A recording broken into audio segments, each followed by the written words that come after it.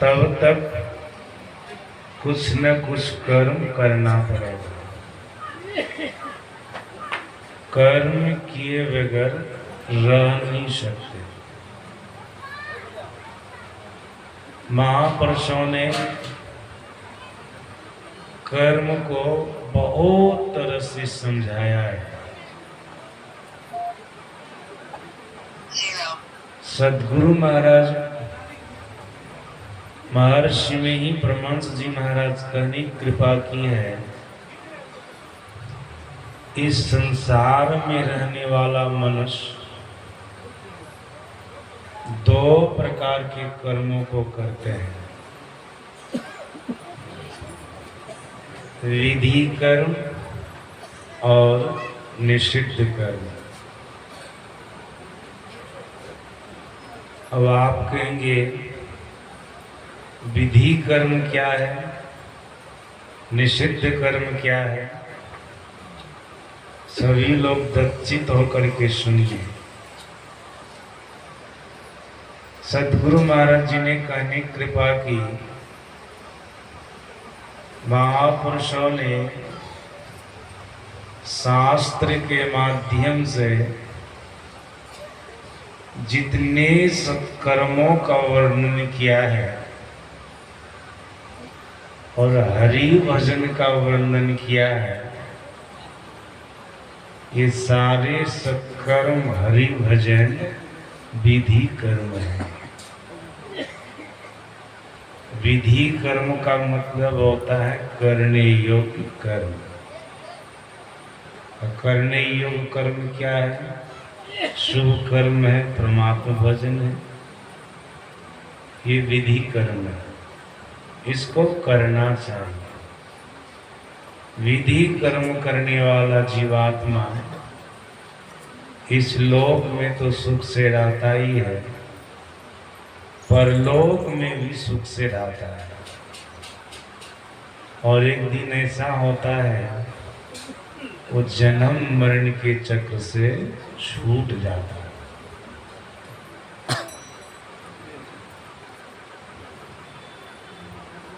अब आप कहेंगे निषिद्ध कर्म क्या है? सद्गुरु महाराज जी ने कहा, महापुरुषों ने धर्मशास्त्र के माध्यम से जितने पाप कर्मों का वर्णन किया है,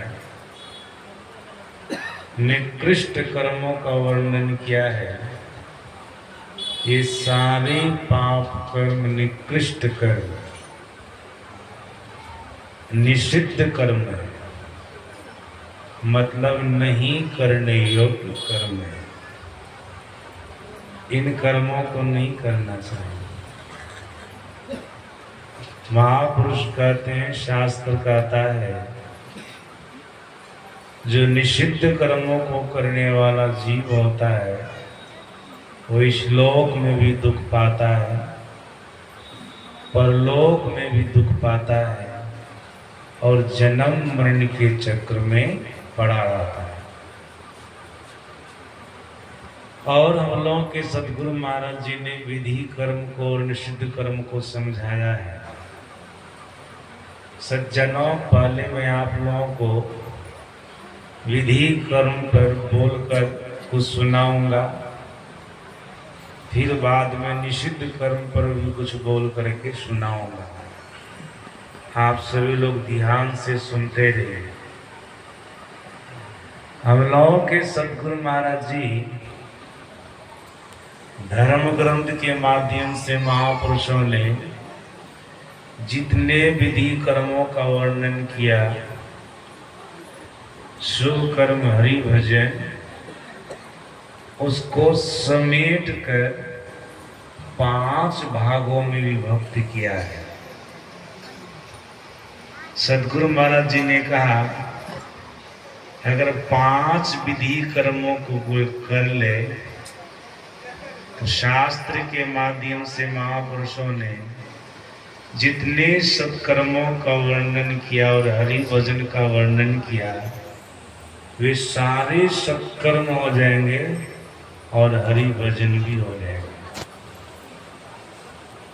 ये 5 विधि कर्म क्या है? संभवतः आप पुराने सत्संगी लोग इस बात को बढ़िया से जानते हैं। 5 विधि कर्म रोज प्रातः काल स्तुति प्रार्थना के क्रम में इसका पाठ करते हैं। एक सर्वेश्वर पर अचल विश्वास, पूर्ण भरोसा, उसकी प्राप्ति अपने अंदर में होगी, इसका दृढ़ निश्चय रखना। सद्गुरु की निष्कपट सेवा, सत्संग और ज्ञान। हो गया ना 5? ये 5 विधि कर्म है। सभी लोग इस बात को याद रखिएगा। ये 5 विधि कर्म मतलब करने योग्य कर्म। अगर 5 विधि कर्मों को आप कर लेंगे ना, तो शास्त्र के माध्यम से महापुरुषों ने जितने सत्कर्मों का वर्णन किया है और हरि भजन का वर्णन किया है, सारे सत्कर्म हो जाएंगे और हरि भजन हो जाएगा। इसी से आपका कल्याण होगा, इसी से आपका भला होगा। सज्जना, ये 5 विधि कर्मों में पहला विधि कर्म क्या था? एक सर्वेश्वर पर अचल विश्वास, पूर्ण भरोसा। मनुष्य के अंदर में ईश्वर के प्रति ऐसा भाव होना चाहिए, उनके ऊपर अचल विश्वास, पूर्ण भरोसा होना चाहिए और ऐसा आशा विश्वास लगा करके उनकी भक्ति करनी चाहिए। और याद रखिएगा, अगर इस तरह से ईश्वर के प्रति समर्पित रहेंगे ना, कहीं भी संकट में पड़ेंगे, कहीं भी दुख में पड़ेंगे, इस तरह से समर्पित हैं तो हर जगह वो ईश्वर आपकी रक्षा करेंगे। एक सर्वेश्वर पर अचल विश्वास, पूर्ण भरोसा। अगर ऐसा हो जाएगा तो जल्दी हो पाता लोगों को ऐसा।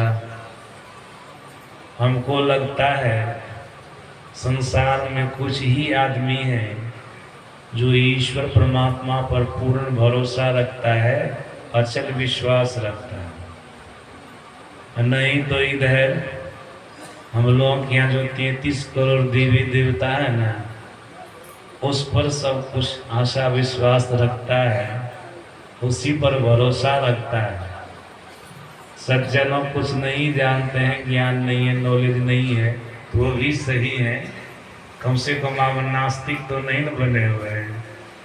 लेकिन जिनको ईश्वर का ज्ञान हो गया, परमात्मा का ज्ञान हो गया, प्रातः काल के सत्संग में भी इसी पर चर्चा हुई थी। जिनको परमात्मा का ज्ञान हो गया, ईश्वर का ज्ञान हो गया, ऐसे व्यक्ति तो ईश्वर को खोजना चाहिए, उस पर विश्वास रखना चाहिए और पर पूर्ण भरोसा रखना चाहिए। अचल विश्वास, पूर्ण भरोसा उन पर रखना चाहिए। सज्जनों, अगर ईश्वर आपको कुछ दे देंगे तो फिर आपकी मनोकामना पूर्ण होगी कि नहीं? शास्त्र का था, महापुरुष कहते हैं 33 करोड़ देवी देवताओं में से आप किसी पर आशा विश्वास भरोसा रख करके कुछ मांगेंगे न, आपकी मांग बाकी रह जाएगी।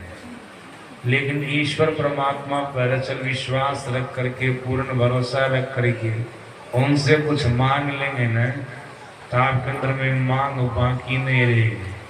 आपकी सारी मांगें पूर्ण हो जाएंगी, सारी मांगें पूर्ण हो जाएंगी। और याद रखिएगा, 33 करोड़ देवी देवताओं में वह ताकत नहीं है आपको सभी प्रकार के दुखों से निकाल ले, आपको सभी प्रकार की समस्याओं से निकाल ले, आपको सभी प्रकार के कष्टों से निकाल ले। लेकिन ईश्वर परमात्मा के अंदर वो ताकत है, वो शक्ति है कि आपको सभी प्रकार के दुखों से निकाल सकते हैं, सभी प्रकार की समस्याओं से निकाल सकते हैं। ईश्वर परमात्मा के अंदर वो ताकत है।